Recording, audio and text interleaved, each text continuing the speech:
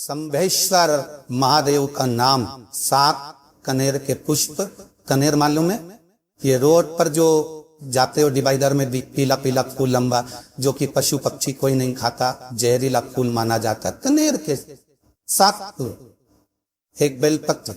जिस समय पर कनेर का फूल बेलपत्र के साथ चढ़ाया जाएगा तो 7 कनेर के पुष्प सीधी बेलपत्र पर आपको रखना।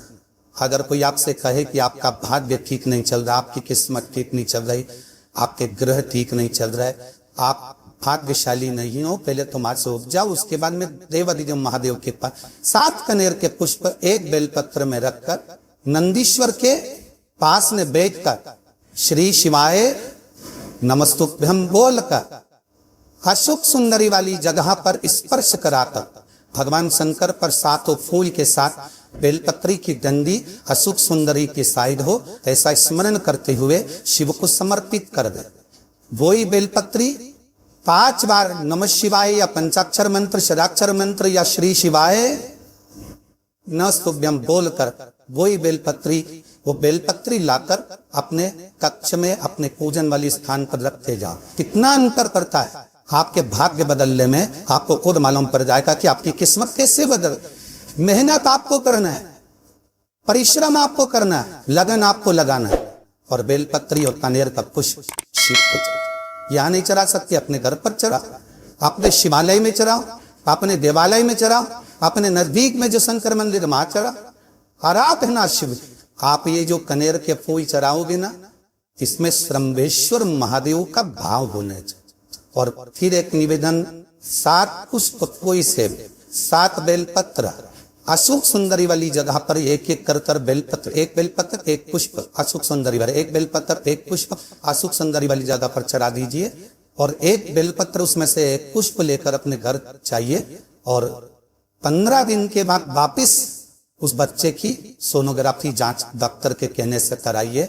बाबा उस बच्चे की धड़कन, श्वास और शरीर पूरा देगा। शंभेश्वर महादेव में शंभेश्वर महादेव का जब नाम दिया जाता है तो 33 कोटि देवी देवताओं का एक साथ नाम उच्चारण हो जाता है। 33 शमी के 5 तख्ते, बेलपत्री के 5 तख्ते, बेर के 5 तख्ते।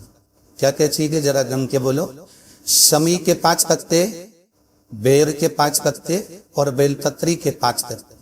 बेर के पत्ते पर लाल चंदन, बेलपत्री के पत्ते पर पीला चंदन। शमी के पत्ते पर केवल कोई चंदन लगाने की जरूरत नहीं, सादा केवल एकदम कुछ भी उसमें लगाकर नहीं।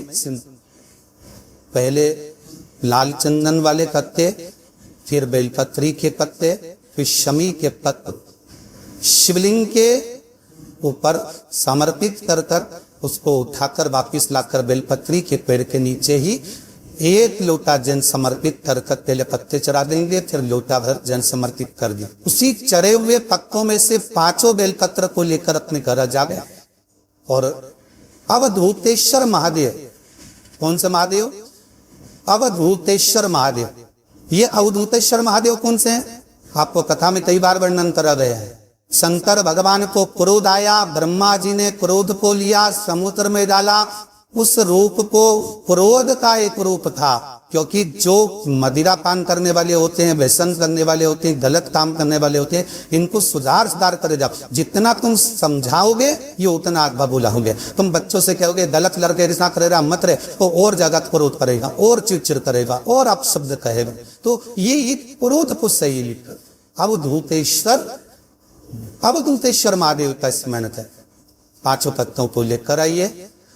कुछ समय बाद जैसा जैसा समय की अनुकूलता मिले, आप किसी मदिरा का पान करने वाले या किसी व्यक्ति को वो पत्ते दोगे या प्रसाद के रूप में दो तो अच्छी बात है।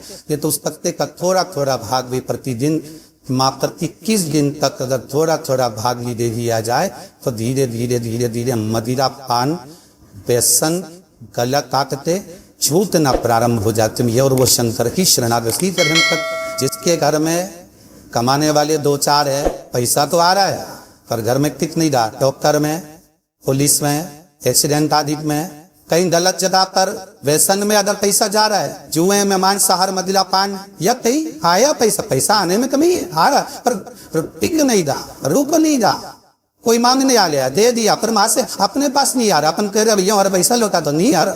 तो महाराज शिव महापुराण की कथा कहती है, एकादशी के दिन गंगा के जल में मात्र 7 बेलपत्री डालकर जो नंदीश्वर भगवान अर्थात जो शंकर जी के शिवलिंग के सामने नंदी होता है, उस नंदी के चरण पर गंगा का जल चढ़ाकर बेलपत्री शिव पर समर्पित कर देता है, उसके घर में रुपया रुकना चालू हो जाता है, फिर वो गलत जगह पर नहीं जाता, गलत स्थान पर वो धन जाएगा ही नहीं। बेटा अगर व्यसन में पड़ा हुआ है, मदिरा पान का पड़ा हुआ है, मांसाहार में, जुए आजिक में जा रहा है, तो भी लग रहा है कि मेरा बेटा गलत मार्ग पर जा रहा है, मित्र दोस्ती गलत हो रही है, वो सही जगह रह रहा है।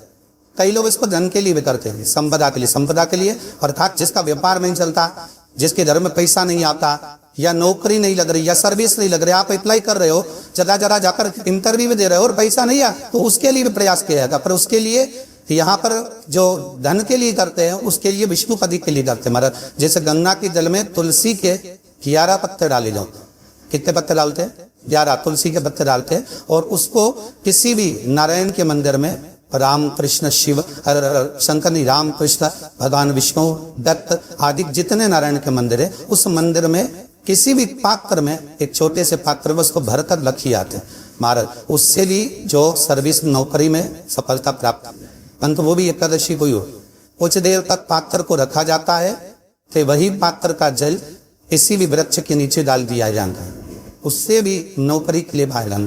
दशमी हो, एकादशी और द्वादश हो, इन 3 तिथियों पर एक रोटी में थोड़ा सा मीठा रखकर सोमक पर हुआ पिक्र का नाम लेकर यदि गाय तो खिला दिया जाता है, तो अगर कोई पूर्वज प्रेत योनि में भी पड़ा हुआ होता है, भटक रहा जाता है, जिसको पिंड नहीं मिला, जो अचानक मर गया होता है, अधोगति में चले गया होता है, उस जीव की मुक्ति दशमी, एकादशी और द्वादशी 3 दिन सोमा अपित्त का नाम लेकर रोटी में, पूरी में मीठा रखकर अगर गाय को खिला दिया जाता है, ये 3 दिन तक, तो वो पित्त कभी भटकते नहीं है, उनका नौकरी प्राप्त हो जा रहा है, मोक्ष में है। जब आपको लगे कि आपके घर में शांति बिल्कुल नहीं, क्लेश बहुत ज्यादा तकलीफ, हमारे घर में कुछ ना कुछ जरा सी बात पर विवाद होता ही है, तो प्रयास करिएगा कि आप काली तिल थोड़ी सी, 1 काली मिर्च और 7 लो, क्या तिल चीजें है, काली तिल, काली मिर्ची, 7 लो, केवल ये हथेली में रखकर अपना नाम और गोत्र बोलकर अपने दरवाजे से बाहर निकलकर किसी भी शंकर के मंदिर को समर्पित करिए। शिव पे नहीं चढ़ाने दे तो शंकर की चौखट पर रखिए महाराज, घर में कभी क्लेश नहीं होगा, बिल्कुल शांति, सहजता, प्रेम आपस में बनेगा।